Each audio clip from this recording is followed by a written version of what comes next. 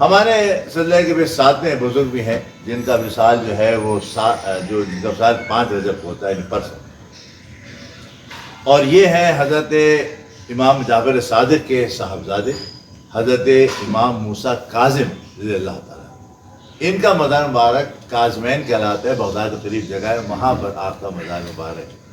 آپ 7 صفر 128 میں پیدا ہوئے تھے اور 5 رجب 183 میں آپ کو وصال ہے۔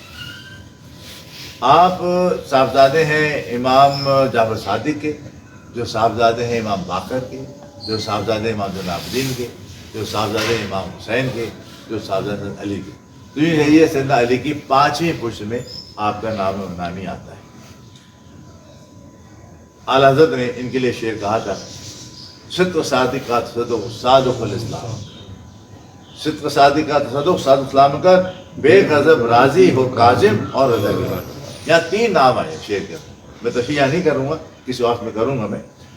اب صدق صادق کا تصدق صادق اسلام کر، یہ امام جعفر صادق کی طرف ہے۔ بے غضب راضی ہو کاظم اور رضا، رضا جو ہے امام کاظم کے بیٹے ہیں جن کا مزار ایران میں ہے۔ تو یہ 3 سمجھ لو جو نام ایک ساتھ آتے ہیں شعر کے اندر۔ حضرت موسیٰ کاظم اہل بیت میں سے ہیں، اور یاد رکھیے کہ اہل بیت کے جتنے بھی آپ کسی کو بھی دیکھیں گے، امام حسین سے لے لیں، امام زین العابدین لے لیں، امام باقر لے لیں، جعفر لے لیں، کاظم لے لیں، رضا لے لیں، امام نقی، امام تقی، جس کو بھی آپ دیکھیں گے سب کی سیرت پاک جو ہے آپ کو نبی صلی اللہ علیہ وسلم کی سیرت کا عکس نظر آئے گا بلا مبالغہ۔ یہی تو آل رسول کی شان ہے۔ آل رسول کی شان یہ ہے کہ وہ اپنے نانا کے سیرت کی پرتوں، یہ یاد رکھیے کہ جب آپ کی سید سے ملیں اور آپ کے دل میں خیال آئے کہ یہ سید جو ہے وہ واقعی سید ہے، تو اس کے اندر آپ کو چیزیں نظر آنا چاہیے، اس عکس نظر آنا چاہیے، اس میں عاجزی بھی ہوگی، انکساری بھی ہوگی، اچھا خلق ہوگا، اچھی گفتگو کرتے ہوں گے، نرم دل ہوں گے، سخی ہوں گے۔ یہ وہ صفتیں ہیں جو اہل بیت کے اندر چاہے خواتین ہوں چاہے مرد ہوں، ان میں شامل۔ اللہ توکل ان کا خاص ہے، جیب میں پیسہ رکھنے کی عادت ہی نہیں، اور خشوع اور خضوع مولا علی کے لیے مشہور ہے، آپ بہت کثرت سجدہ کرتے ہیں۔ ہم نے جتنے بھی دیکھے، میں نے نام لی، ان سب کی میں نے جب سیرتیں پڑھی ہیں، سب کثرت سے سجدہ کرنے والے اور دیر تک سجدہ کرنے والے پائے، یہ خاص ہے۔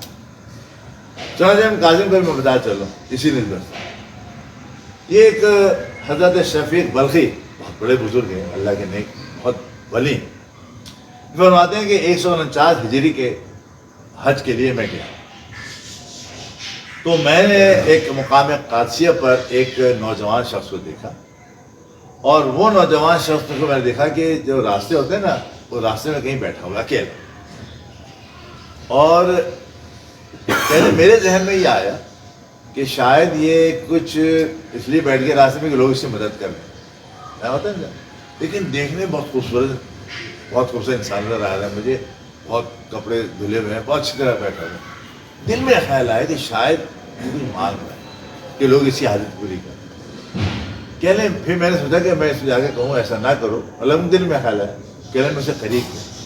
جب میں ان کے قریب گیا، نہ جان نہ پہچان، فرمایا شفیق بدگمانی بری بات،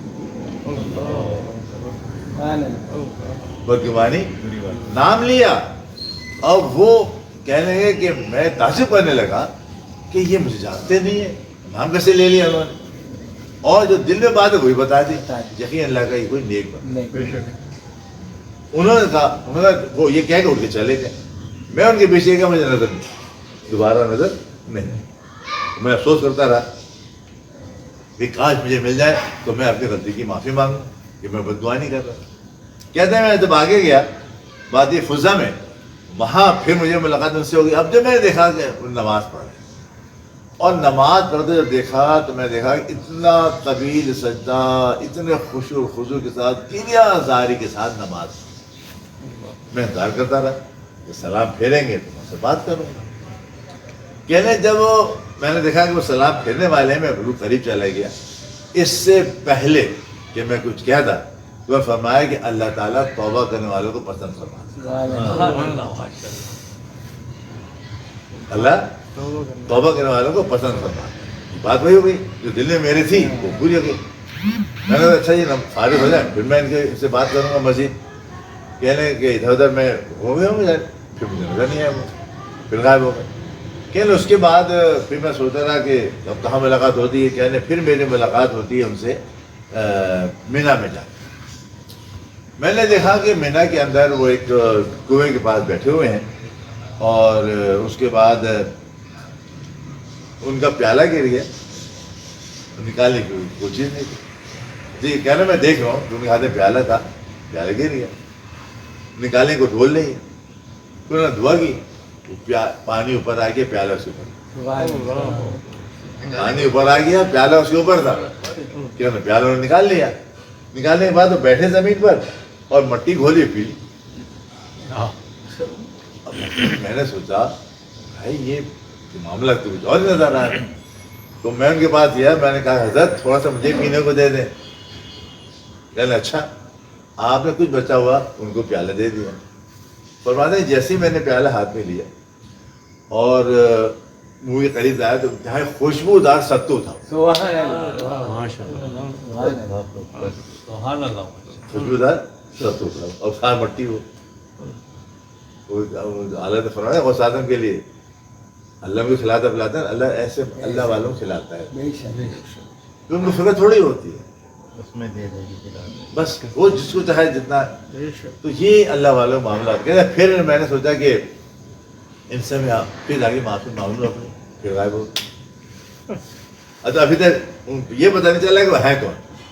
خیال کرنا ہے یہ ابھی ابدال ہوگا, یہ اتنا بڑا بھی, اور یہ ظاہر بات ہے یہ غائب ہو جاتا ہے ابدال میں سے کوئی.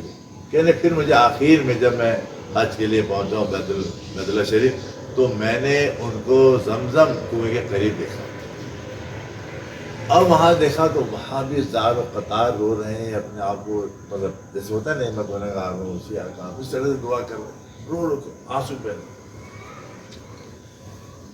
میں نے لوگوں سے پوچھا کہ یہ نوجوان کون ہے. میں نے اس وقت دادو منی تھی. لوگوں نے کہا آل رسول. کیا نام ہے؟ یعنی ان کا نام موسیٰ کاظم. تو پھر میں نے قدم بوسی کی, میں سے دعائیں لی. تو یہ ہمارے ایک مطلب یہ تو زندگی ایک بہت ہی چھوٹا سا ایک واقعہ ہے جو آپ کے سامنے بیان کیا میں نے. تاریخ میں آپ دیکھیں تمام اہل بیت میں کہتے ہیں جو واقعی اہل بیت ہیں آل رسول ہیں, ان کی شان باقی بالکل مختلف ہوتی ہے.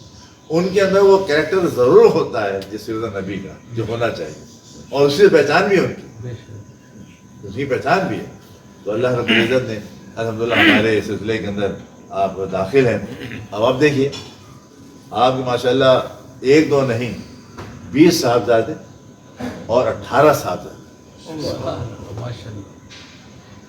ظاہر بات ہے اس وقت شادیاں کئی ہوتی تھیں, سب کچھ ہوتا تھا, لیکن یہ صبح کے نسل کیسے پڑی. وہ کہتے ہیں نا لوگ دنیا میں کہتے ہیں کہ کیسے آل رسول بڑھ رہے. ارے بھائی ایسے بڑھ رہے ہیں یار, یہ تو ایک ہی بات کی ہے نا, یہ تو ایک ہی بات کی. اور حضور کا شاید ہے کہ میری امت کی کثرت کی دعا نے مانگی, کثرت کی دعا بھی امت بھی ہے, ان کی امتی بھی ہے یقین وہ, لیکن آل رسول بھی ہے. تو آل رسول ماشاءاللہ بہت ہے. یہ تو میں نے کہا امام موسیٰ کاظم کی ایک آل ان سے 20 صاحبزادے, ان سے کتنے نکلے ہوں, اس سے کتنے ہوئے ہوں. تو یہ چین الحمدللہ یہ دنیا موجود ہے. ہاں بس یہی ہے کہ اللہ تعالیٰ جب بھی ہمیں کسی سید سے ملائے تو اس کی تعظیم ہمارے لیے بہت ضروری ہوتی ہے, کہ اس لیے کہ وہ آل رسول ہے اور اس کی خون کے اندر حضور کا خون کا قطرہ ضرور. اسی لیے اللہ فرمایا کہ تیری نسل پاک میں ہے بچہ بچہ, اس لیے تیری نسل پاک میں ہے بچہ بچہ نور. تو ہر بچہ جو ہے نسل اللہ رسول میں جو ہے یقیناً اس کے اندر وہ نور موجود ہوتا ہے. اللہ تعالیٰ ہم ان سب کی عزت کی, اور حضرت نے تو بہت زیادہ ان کی تعظیم و تقسیم کر کے مثالیں قائم. انشاءاللہ کسی کو بیان کروں گا. یعنی چاہے اعلی حضرت ہوں, حضرت دونوں صاحبزادے, ان کی سیرتوں میں ملتا ہے کہ انہوں نے جتنی تعظیم کر کے دکھائی ہے ہم نہیں کرتے. وہاں قاعدہ یہ تھا کہ جب تبرک تقسیم ہوگا تو سید کو دوہرا ملے گا, سید کو دوسرے ملے, ایک نہیں ہوگا. جیسے بچوں کو ملتے ہیں نا تو وہاں کیا جب بھی تبرک تقسیم ہوتا ہے پہلے سید کو دیا جائے گا اور سید کو دگنا دیا ہے. تو یہ اظہار محبت ہے اعلی حضرت کا نبی کریم صلی اللہ علیہ وسلم سے.